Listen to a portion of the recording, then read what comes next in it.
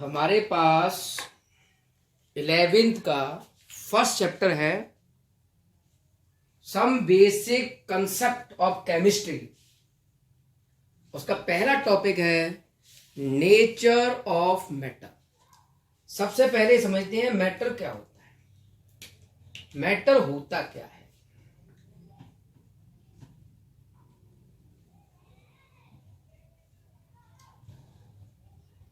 Everything's जिसमें मास हो, जो वॉल्यूम ऑक्यूपाई करे, जिसमें मास हो जो वॉल्यूम ऑक्यूपाई करता हो, उसे मैटर कहते हैं। जैसे बुक हो गई, पेन्स हो गए, वाटर हो गया, कोई भी ऑब्जेक्ट ले लो, गैस ले लो, तो ये सब चीज मैटर होते हैं। कोई भी सॉलिड चीज ले लो, कोई भी लिक्विड चीज ले लो, कुछ भी ले लो, ये सब मैटर होता है। मैटर का क्लासिफिकेशन क्या होगा? मैटर का क्लासिफिकेशन क्या होगा उसे हम थोड़ा समझते हैं डिटेल में। ये मैं थोड़ा रफ कर दिया। तो मैटर को डिवाइड किया गया दो भागों में। सबसे पहला जो बेसिस है वो है फिजिकल क्लासिफिकेशन। Physical classification. और दूसरा जो तरीका है केमिकल क्लासिफिकेशन।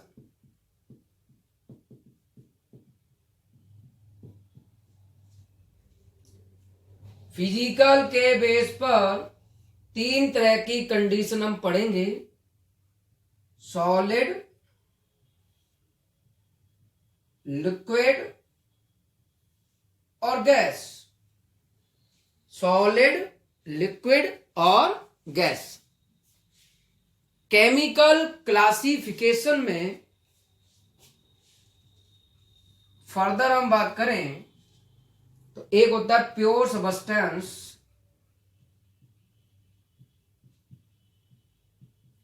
और दूसरा होता है मिक्सचर।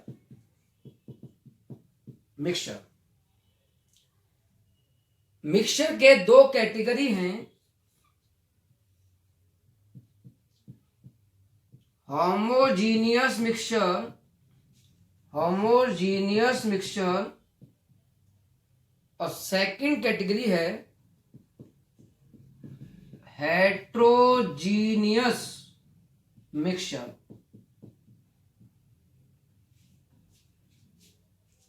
प्योर सब्सटेंस की कैटेगरी की हम बात करें तो उसकी भी दो कैटेगरी होंगी। पहली कैटेगरी है एलिमेंट और दूसरी कैटेगरी है कंपाउंड। तो ये सब मैटर के क्लासिफिकेशन हुए। अब इनको डिटेल में 1 by 1 सीखेंगे। पहली हेडिंग है हमारे पास सॉलिड। सॉलिड क्या होते हैं?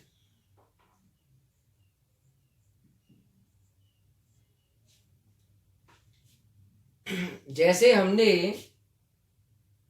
बहुत सारे सॉलिड इस तरह से जुड़े हुए हैं, एटम आपस में जुड़े हुए हैं।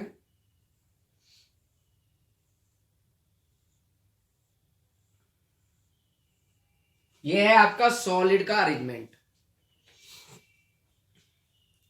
इसमें पहला पॉइंट है सॉलिड के जो पार्टिकल्स हैं वो बहुत ही क्लोज होते हैं। Particle very closed. पार्टिकल बहुत पास पास होते हैं, बहुत ही क्लोज होते हैं। ऑर्डरली अरेंज्ड, और वो ऑर्डरली अरेंज होते हैं, एक सिस्टम में अरेंज होते हैं। जब वो एक सिस्टम में अरेंज होंगे तो उनका डेफिनेट शेप होगा और डेफिनेट वॉल्यूम होगा। वो एक डेफिनेट शेप में होंगे और एक डेफिनेट वॉल्यूम को रखते हैं। जैसे फॉर एग्जाम्पल, मान लो मैंने एक बर्तन ले लिया इस तरह का और एक बर्तन लिया इस तरह टेढ़ा मेढ़ा, ठीक है, ये हो गए आपके बर्तन। अब इसमें मैंने कोई सॉलिड चीज रख दी इस तरह की, ये सॉलिड चीज यहां रख लो उसी चीज को, तो क्या डिफरेंट कंटेनर में उनको अगर हम रखें तो क्या उसकी शेप, उस सॉलिड की शेप चेंज होगी? जो सॉलिड आपने रखा है उसकी शेप यहां भी सेम रहेगी और इस बर्तन में भी सेम रहेगी। इसका मतलब उसका डेफिनेट शेप होता है। जितना वॉल्यूम उसने यहां कवर किया होगा उतना ही वॉल्यूम सेकेंड कंटेनर में कवर किया होगा, मतलब डेफिनेट वॉल्यूम होता है। एग्जाम्पल के तौर पर हम बात करें तो शुगर है, शुगर का पीस सॉलिड फॉर्म में, गोल्ड है, आयरन के टुकड़े हैं, सिल्वर पार्टिकल है, वुड है, जो भी आपको सॉलिड चीज दिखती है वो सभी इस कैटेगरी में आ जाएंगे। तो ये था सॉलिड। अब हम बात करेंगे लिक्विड की। लिक्विड क्या होता है? सबसे पहला पॉइंट, इसके पार्टिकल इस तरह से अरेंज होंगे, कुछ दूर दूर है। पार्टिकल क्लोज हैं, पार्टिकल क्लोज पास पास हैं, बट मूव अराउंड, लेकिन वो मूवमेंट कर सकते हैं, वो अपने आसपास मूवमेंट कर सकते हैं, बहुत ज्यादा टाइटली पैक्ड नहीं है। दूसरी बात, आप एक इस तरह का बर्तन ले लो, इस तरह का कंटेनर ले लो और एक कंटेनर लो इस तरह का, और इसमें अगर आप लिक्विड भरोगे, ये हमने भर दिया लिक्विड,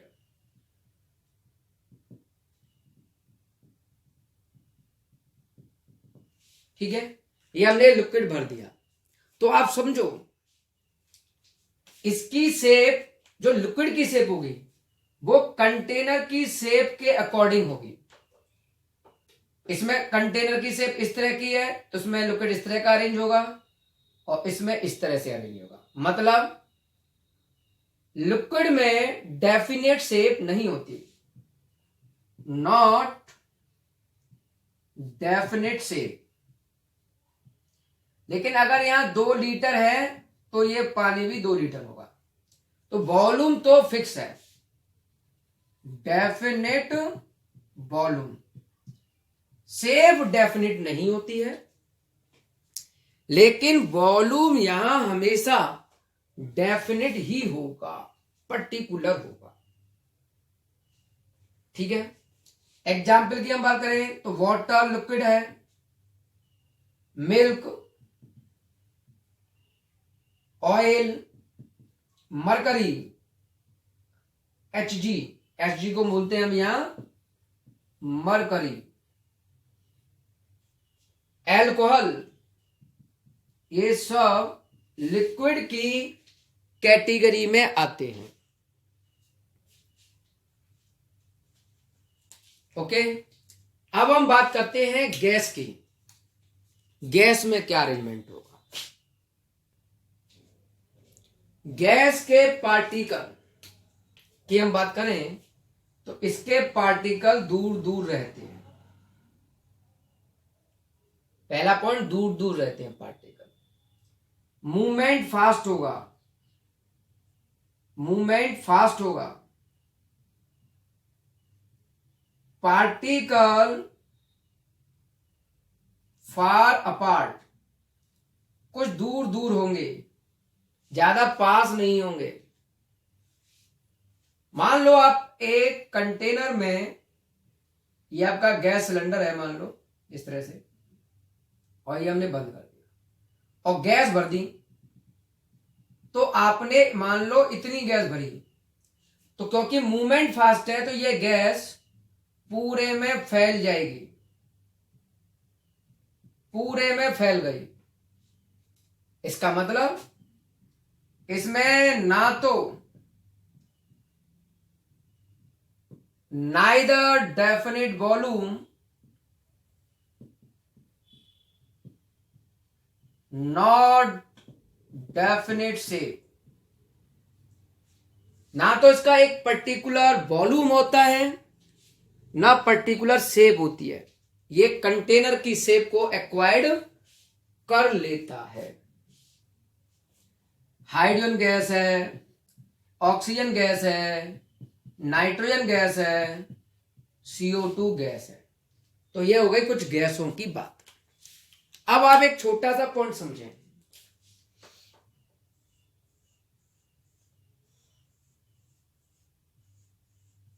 ये अरेंजमेंट है सॉलिड का, ये अरेंजमेंट है लिक्विड का, और ये अरेंजमेंट है गैस का। सॉलिड के पार्टिकल वेरी क्लोज, लिक्विड के थोड़े से दूर हो गए, और गैस के पार्टिकल बहुत ज्यादा दूर हो गए। जब पार्टिकल टच होंगे तो इस स्पेस को बोलते हैं इंटर न्यूक्लियर स्पेस, जो इसमें बहुत ही लेस है। यहां थोड़ा सा ज्यादा और यहां मोर एंड मोर, बहुत ज्यादा।